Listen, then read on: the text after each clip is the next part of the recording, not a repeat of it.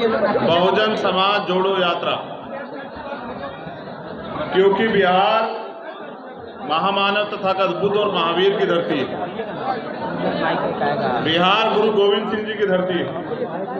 इसलिए बहुजन समाज जोड़ो यात्रा जो बिहार में 1009 किलोमीटर की होगी, जो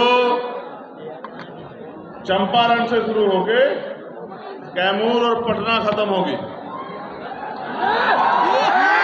और ये पूरी यात्रा पैदल यात्रा होगी। इस अवसर पे गांव-गांव हमारे साथी जाके, हमारे प्रदेश अध्यक्ष दोनों, हमारे प्रभारी जी और तमाम जितने हमारे पार्टी और संगठन के वरिष्ठ नेता उनके नेतृत्व में पिछले 7-8 साल की केंद्र की सरकार और यहाँ की सरकारों के राज में जो अन्याय अत्याचार हुआ है उसको आम जनमानस तक पहुँचाने का काम करेगी और अपने लोगों को होशियार करेगी, क्योंकि ये लोकतांत्रिक देश है और इसमें इस देश में आज भी हमें तमाम तरह की बुनियादी सुविधाओं के लिए मजबूर होना पड़ता है। मैंने बिहार की बाढ़ भी देखी और मैंने बिहार के तमाम तरह के अन्याय भी देखे, और रोज यहाँ अन्याय अत्याचार, हत्या, बलात्कार जारी रहते हैं। तो मैं समझता हूँ कि अब हमें एक जाति से नहीं, टूटे हुए बहुजन समाज में भाईचारा पैदा करके, और जो वर्तमान के हालात जिसमें जाति का जनगणना होनी चाहिए, जिसमें जिसकी इतनी संख्या भारी, उस हिसाब से हिस्सेदारी के हिसाब से जो है 100% आरक्षण लागू होना चाहिए। रोटी कपड़ा मकान के साथ एजुकेशन और हेल्थ और सभी के लिए रोजगार की व्यवस्था होनी चाहिए। महिला सुरक्षा और तमाम मुद्दे रहेंगे। तो मीडिया के साथियों के लिए इतना ही आज के अवसर पर मैं कहूँगा कि हमारे तमाम कार्यकर्ताओं ने मेहनत करके इस यात्रा की शुरुआत कर रहे हैं वो लोग फरवरी में। ये यात्रा 6 फरवरी से शुरू होगी और इसके बाद 31 दिन की यात्रा, उसके बाद पूरे देश में हम लोग यात्रा जो है निकालेंगे, क्योंकि अब समय आ गया कि बहुजन समाज अपने पैरों पर खड़ा हो। और मुझे विश्वास है कि अब बहुजन समाज अपने राज की तरफ बढ़ेगा। बहुजनों का अपना राज, बहुजन स्वराज की बात जो है आज हम बिहार की क्रांतिकारी धरती से कर रहे हैं कि इस यात्रा के बाद जो आंदोलन शुरू होंगे उससे इस देश में बहुजन समाज के लोगों का राज आए। धन्यवाद। बिहार एक महीने में मुख्यमंत्री नीतीश कुमार से मिले हैं। यहाँ पर बिहार में 3 दलितों की पार्टी है, चिराग पासवान की, जीतन मांझी की, तो फिर आपको क्यों प्राथमिकता देगी दलित समाज? बिल्कुल नहीं देनी चाहिए। काम को प्राथमिकता मिलती है। मैं समझता हूँ कि हमारा काम, हमारी पहचान, जो लोग यहाँ बैठे हैं ये अपने आप तय करेंगे कि वो किसको प्राथमिकता देने वाले हैं, क्योंकि वो जानते हैं कि अगर कहीं भी अन्याय होता है तो भीम आर्मी और आजाद समाज पार्टी खड़ी होती है। बाकी लोग अपने निजी स्वार्थों में घर बैठे रहते हैं। यहाँ भी दलितों की खाल खींची जा रही है, और जिन नेताओं की बात, जिन पार्टियों की आप करें, उनसे पूछे कभी उनका दुख पूछा भी है क्या?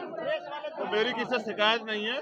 मेरी शिकायत अपने लोगों से है कि वो अपने पैरों पर खड़े हो जाएं और अब कुछ पूंछ बनने काम खत्म करें और शासक बनने के लिए मेहनत करना काम शुरू करें। आरक्षण को लेकर मैंने कल ही अपनी बात रखी।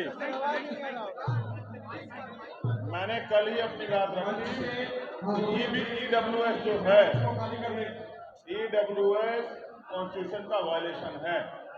संविधान में जो आरक्षण का प्रावधान है वो शैक्षिक पिछड़ापन और प्रतिनिधित्व के आधार पर है, सामाजिक पिछड़ेपन के आधार पर, आर्थिक आधार पर नहीं है।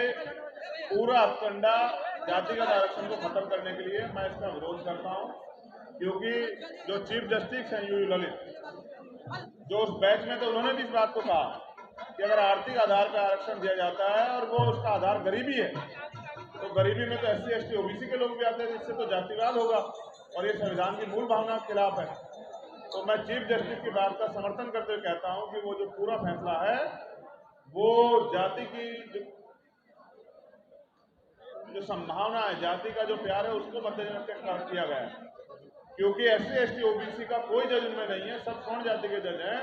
तो मुझे उम्मीद नहीं कि जब तक all India judicial service commission नहीं बनेगा, कोलोजियम सिस्टम रहेगा, तो हमारे हित में सुप्रीम कोर्ट और हाईकोर्ट से फैसले होंगे।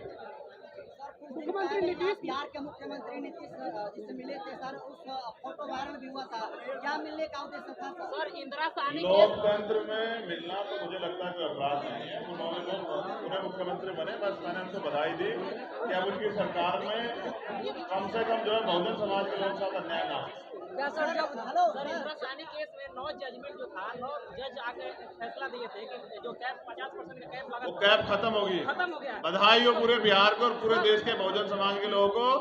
अब 52% ओबीसी को अपने लिए 52% आरक्षण की मांग करनी चाहिए और दलित जाति का जनगणना होगी तभी तो पता लगेगा। मेरा सवाल ये है सर कि इससे ज्यादा प्रेफर करना चाहिए ना कि 5 जज सुप्रीम कोर्ट, मैंने कहा कल भी मैंने कहा कि 5 स्वर्ण जजों ने तय किया कि स्वर्ण जाति के लोगों को ईडब्ल्यूएस मिलना चाहिए, नहीं मिलना चाहिए। 3 ने माना कि मिलना चाहिए, 2 ने कहा इसमें SC ST OBC को भी रख लो, मिलना तो चाहिए। इसका मतलब जहां विविधता नहीं होगी, डाइवर्सिटी नहीं होगी, वहां से हमारे एकदम फैसले नहीं होंगे। जिसके खिलाफ कोई आंदोलन करेंगे आप लोग? मैं कह रहा हूं ना कि इसकी चाबी है सत्ता, उसी के लिए तो आज मैं यहाँ आया हूँ। जस्टिस पार्टी वाला सर वो खुद कह रहे हैं कि बाबा साहब जो 10 साल के लिए रिजर्वेशन वो मैं उनको बहुत ज्यादा अकलमंद आदमी नहीं समझता। वो कोलोजम की वजह से जज बने हैं।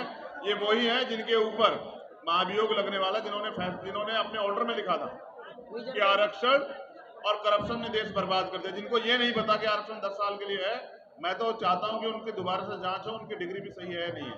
रिजर्वेशन के जो सब खिलाफ थे उसके बाद भी रिजर्वेशन के सपोर्ट में बयान जब अपनी जाति के लोगों के समर्थन की बात आती है तो जाति का दम बाहर आ जाता है। इस वजह से सर जब 10% उन लोगों को मिल सकता है तो क्या 52% वालों को आरक्षण मिलना चाहिए कि नहीं मिलना चाहिए? 52% अपने पैरों पे खड़े होने का प्रयास करें, उनको मिल जाएगा। ये लोकतांत्रिक देश है। चंद्रशेखर जी, बिहार में जो आपको एक यूथ आइकन के रूप में देखते हैं और आप सीधे 2 साल के बाद बिहार में आते हैं, ऐसा क्यों सर?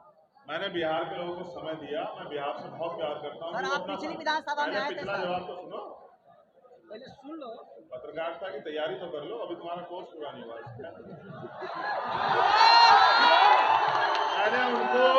मैं उनसे नाराज नहीं हूँ और ना ही मेरा उनका रिश्ता चुनाव है।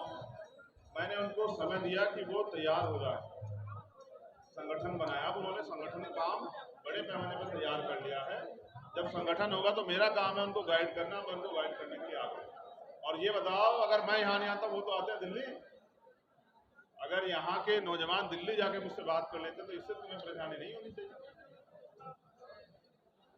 मैं इस मिट्टी में पक के आया हूँ, मैं राजा का बेटा नहीं हूँ। मैं संघर्ष करके यहाँ तक पहुंचा और मैं जानता हूँ कि समस्या क्या है। और ये पैसे पे लाए गए लोग नहीं है, ये वो लोग हैं जो मेरे लिए अपनी जान भी उछाव कर सकते हैं और करते हैं।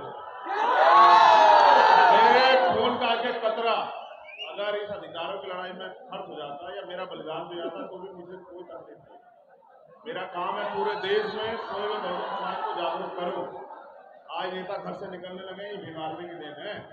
आज अगर दलितों के मुद्दों पे, पिछड़ों के मुद्दे के, आदिवासियों के मुद्दों पे चर्चा होती है, मुकदमे दर्ज होते हैं, भीम आर्मी की देन है। और ये उनकी देन है जो ना घर देखते, ना बाहर देखते, ना धूप देखते, ना दिन देखते, ना रात देखते, ना बारिश देखते, ना साधन देखते, और जो आज भी हजारों संख्या में जेल काट रहे हैं। दम है भीम आर्मी का और मैं इनकी वजह से हूँ। और मुझे गर्व है कि मैं इनमें से एक हूँ जो वहां सामने बैठे हैं और मैं इनमें इनके जैसा ही रह के लड़ाई को आगे बढ़ाऊंगा। चिंता मत करो। धन्यवाद। अब मुझे मेरे लोगों से मिले।